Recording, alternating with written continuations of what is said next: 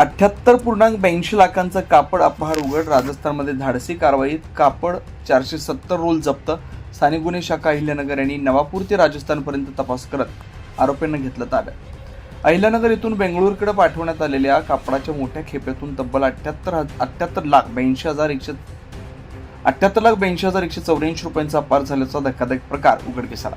स्थानिक गुन्हे शाखेनं राजस्थान राज्यात धाडसी कारवाई करत 470 कापडाचे रोल जप्त करण्यात यश मिळवलं. या कारवाईमुळे मोठ्या आर्थिक गुन्ह्याचा पर्दाफाश झाला. या प्रकरणातील फिर्यादी अमरीश कुमार ओमप्रकाश गुप्ता वय 57 राहणार अहमदाबाद गुजरात यांच्या STS ट्रॅन्शन सोल्युशन LLP कंपनीचा कापड माल कंटेनर GJ 27 AT 5935 द्वारे बेंगळुरूकडे पाठवण्यात आला होता. सदर वाहनाचा चालक संजय लीलाधर कुमार व क्लीनर लिलू मीना उर्फ नंदलाल मीना यांनी संगनमत करून कंपनीचा विश्वासघात करत 555 पैकी 470 कापडाचे रोल परस्पर अपहार करून स्वतःच्या आर्थिक फायद्यासाठी वापरले. या घटनेप्रकरणी कोतवाली पोलीस ठाण्यात गुन्हा रजिस्टर नंबर 210/26 नोंदवण्यात आला असून भारतीय न्याय संहिता 2023 कलम 316(4)(3)(5) अंतर्गत गुन्हा दाखल करण्यात आला. दरम्यान पोलीस अधीक्षक सोमनाथ गार्गे यांच्या आदेशानुसार स्थानिक गुन्हे शाखेचे पोलीस निरीक्षक किरण कुमार कबाडी यांनी विशेष पथक गठीत करून तपास सुरू केला.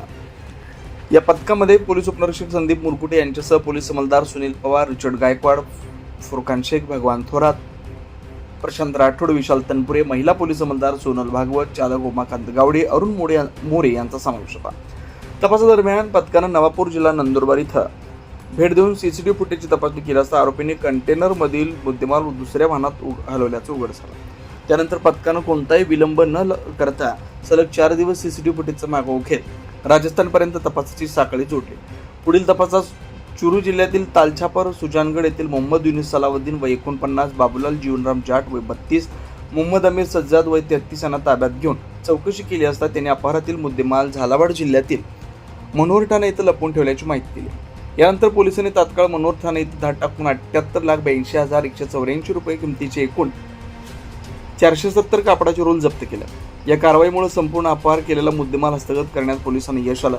सदर आरोपी व जप्त मुद्देमाल पुढील तपासासाठी कोतवाली पोलीस ठाण्यात हजर करण्यात आलेला आहे. अधिक तपास सुरू आहे. ही संपूर्ण कारवाई पोलीस अधीक्षक सोमनाथ गार्गे यांच्या मार्गदर्शनाखाली स्थानिक गुन्हे शाखेचे पोलीस निरीक्षक किरण कुमार कबाडी व त्यांच्या पथकानं अत्यंत कौशल्यानं व समन्वयानं पार पडली.